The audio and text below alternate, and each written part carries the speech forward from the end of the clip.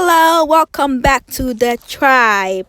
And as you can tell from the title already, today I am bringing you my kontomire recipe. Yes, you're probably saying, "Oh, I've seen a whole bunch of spinach recipe already on YouTube." Listen, this is probably one of the best that you will ever have. It's a recipe passed down to me by my mom, and I'm here to share it with you guys. Okay, here I have my ingredients already prepped and laid out. Here I have my habanero peppers. I use 5 of those, nicely chopped.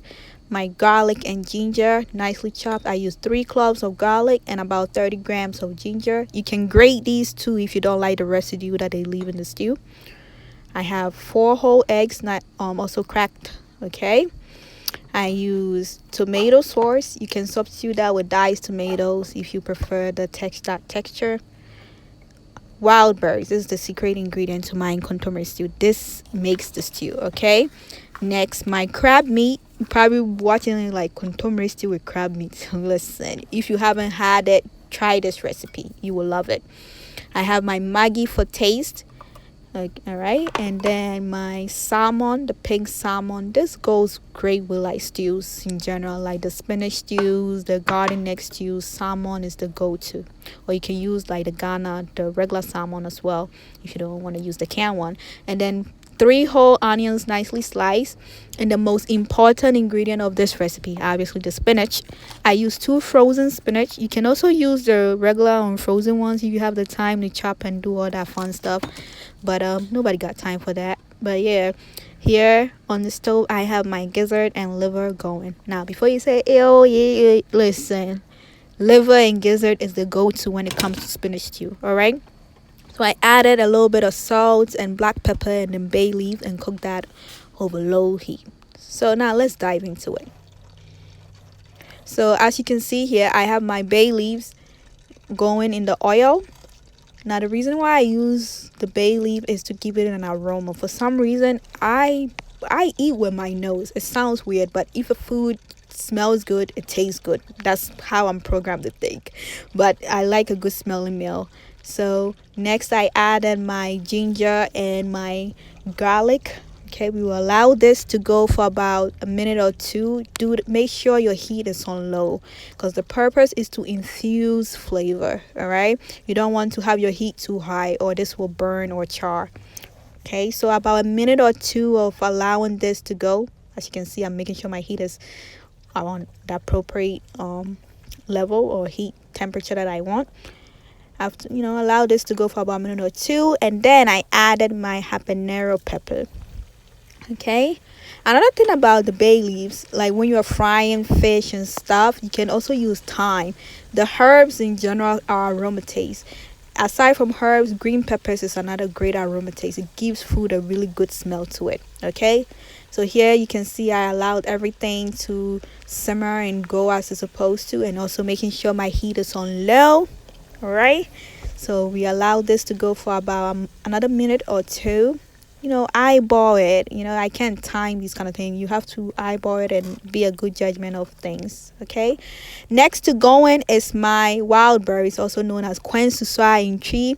I cooked this for about 5 minutes prior to blending it, because the seeds to this fruit, I call it a fruit because it has a seed, is very tough. So you make sure you boil it a bit before you blend it, and then you incorporate it into your stew. Now, personally don't know what it is about this berry in general, but it gives the stew this flavor, like this savory flavor that I just can't do without it, especially my spinach stew. It's one of my go-to for spinach and also soup. It's a great vitamin berry in general. Okay, and as you can see here, I'm incorporating my sweet onions. All right, now the beauty about stew is how it is cooked, right? You don't want to put your heat on high. The beauty about stew is the infusion of flavors. You allow everything to infuse with time, and then let the love boil in the pot. So as you can see here, I didn't use all my onions. I saved some. All right, now I have this weird habit. This is just me, but I have this thing about texture, especially when it comes to food. So I will add the remaining onions like towards the end of the cooking to kind of give a different texture of the sauteed onions throughout the stew. This is not something you need to do. It's just a personal thing that I do. It kind of, I don't know, I'm just weird, probably OCD, but it tastes, it looks aesthetically appeasing to me. I just like the different textures that it have. So we allow this to go for about 2 to 3 minutes, and as you can see here, it's nicely sauteed. It's not charred, it's not burned. It looks good. All right. Next to go in is the tomato sauce. As stated before, you can use diced tomatoes as well if you like that texture. Personally, I like diced tomato in my contomere, but I didn't have that, so the sauce is doing its duty as well. And another thing I want to point out, if you want to substitute the oil, I'm using corn oil here, but you can also substitute it with palm oil. All right, it all boils down to taste. Okay, guys. So we allow this to go for about 10 minutes. Okay, after stirring it, I covered it up and I lowered the heat and allow it to do its thing. Okay, let it go for about 10 minutes. Cover it up, let it cook, let the flavors infuse. Okay, and yep, I covered it up. And next, as you can see, 10 to about 12 minutes later, everything looks good with the stew. Next to going is the gizzards and liver. Now, again, with the infusion, with the liver and gizzard already seasoned with black pepper and onions, make sure you taste it once you add it to the tomato stew, just to check the salt level and the flavor level. Okay, tasting, incorporating things. Next is the cracked eggs. As you can see here, I added some black pepper and a little bit of salt for taste. The beauty about this is you just allow the egg to sit in the stew like how I'm doing right now. Make sure you don't stir it, make sure you don't crack, you don't maneuver it, don't manipulate it in any shape or form. Leave it like this, cover it up for about a minute or two. Make sure you're checking on it, and then you come back and then you have this result. Okay, now for those who have had like Ghana egg stew, this is one of the best ways to make it. Either you drop the eggs in one at a time and let it cook over time, or you whisk it up and then pour it in like I did here and allow the eggs to naturally take its form like it would in the stew. All right. Okay, so next to go into the pot is the crab meat. I didn't use a whole bag of crab meat. I used half that. Make sure you break it up. It comes in a clump top texture, so I broke up half of that and mixed it into the stew. Now this crab meat have this taste to it. I can't even put my hand on it. It just tastes really good. It tastes good, guys. It tastes so good. And then next to go in is the spinach. Yep.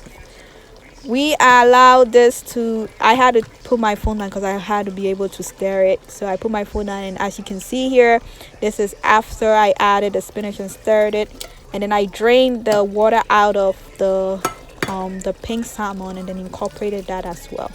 Okay. Now, the thing about this recipe, even with the berries that I blended, I did not add water. The less water you have in it, the better. That's why I strained the spinach prior to. Okay, so after tasting everything and making sure the salt level was up to par, I figured I needed some seasoned salt, so I added my Maggi cube, my shrimp Maggi cube. Again, this part is optional. Make sure you taste your food before you incorporate this, because you want to make sure your salt level is up to par. You just shouldn't add it just because it's part of the recipe, but it's optional. Taste your flavors, because already the meat was seasoned with salt. The eggs that was in it was also seasoned with salt and pepper. So, and then the crab meat is very sweet, but it has this taste to it as well. So make sure everything is well and nicely incorporated. All right, and then we cover it for about 10 to 15 minutes and let the remaining water to drain out. And this is the result. Okay, this is my kontomire recipe. I paired it up with some white rice. As you can tell, I eat a lot of rice. I'm not a big, I'm picky kind of person. I eat everything with rice. So try this recipe. This is one recipe on my page that I really want somebody to try and let me know what they think about it. because I hope I'm not the only one thinking I have the best recipe, because this is probably one of the best kontomire recipes that you will probably ever have. Okay, and as always, thank you for watching and tuning in for more recipes. Thank you.